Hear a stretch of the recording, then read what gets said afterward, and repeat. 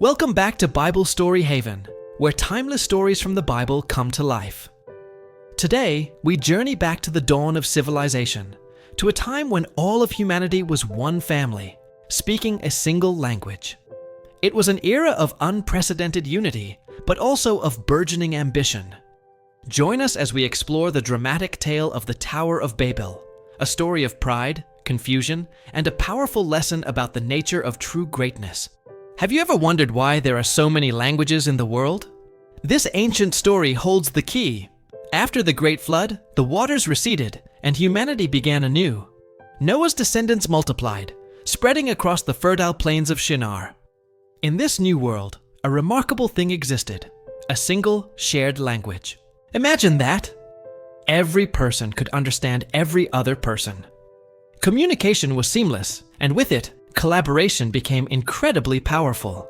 An idea could spread like wildfire, uniting everyone in a common purpose. And soon, a grand idea did just that.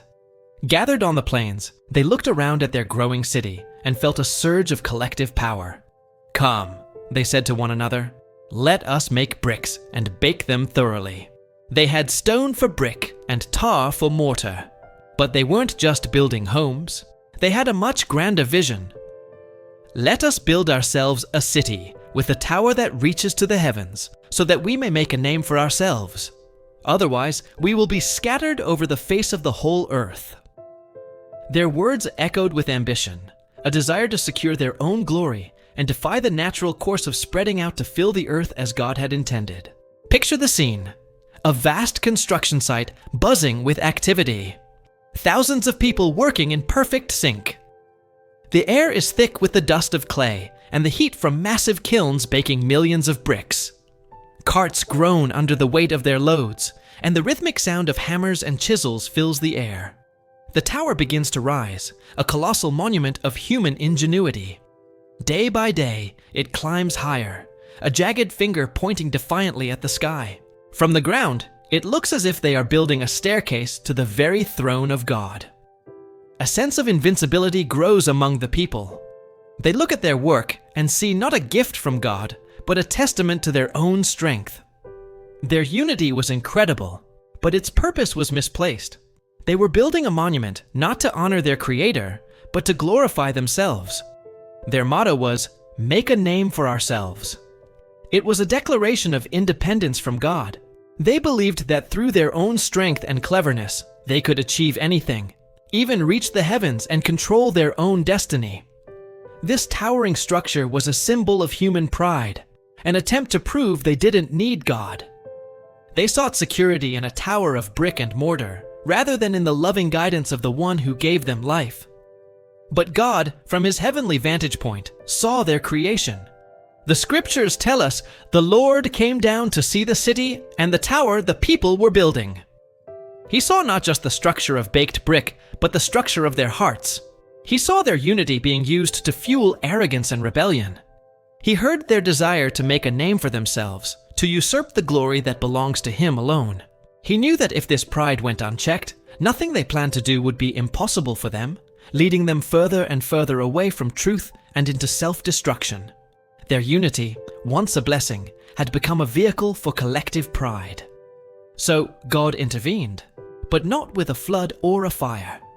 His action was far more subtle, yet profoundly effective.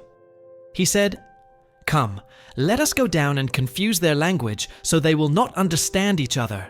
Imagine the moment it happened.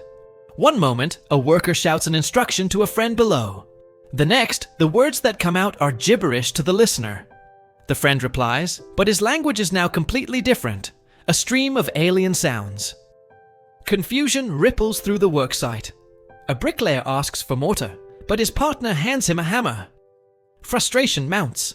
The once harmonious symphony of construction descends into a cacophony of chaos. Arguments erupt. The shared understanding that had been their greatest strength was gone in an instant. People looked at their neighbors, people they had worked with for years, and saw strangers. The project ground to a halt. The bonds of community, woven with a single tongue, were severed. The very thing they had feared, being scattered, was now their reality, brought about by their own pride. They could no longer work together, so they abandoned their great tower, half finished, a silent monument to their failed ambition. From that place, the Lord scattered them over the face of the whole earth. Groups of people who could understand one another broke away, migrating to distant lands, taking with them their new, unique languages. The city was named Babel, which means confused, because it was there that the Lord confused the language of the whole world. The Great Tower, intended to unite humanity in a single act of defiance, became the very reason for their division. It stands as a timeless reminder that human pride ultimately leads to division and confusion. What is the lesson for us today?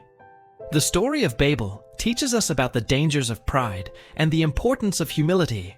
When we seek to make a name for ourselves, to build our own towers of achievement without acknowledging God, we often end up creating division and isolation.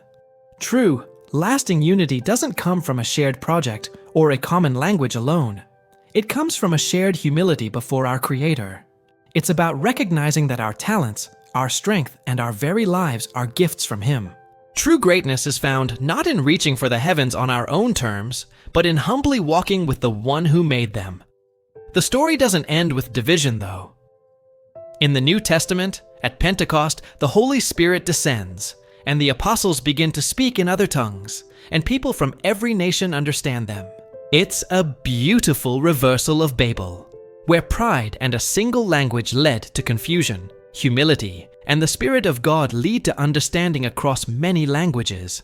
It shows that God's ultimate plan is to bring people together, not through a tower of human ego, but through His love and grace.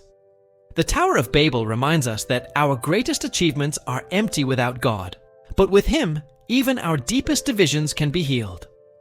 Thank you for joining us on this journey to the plains of Shinar.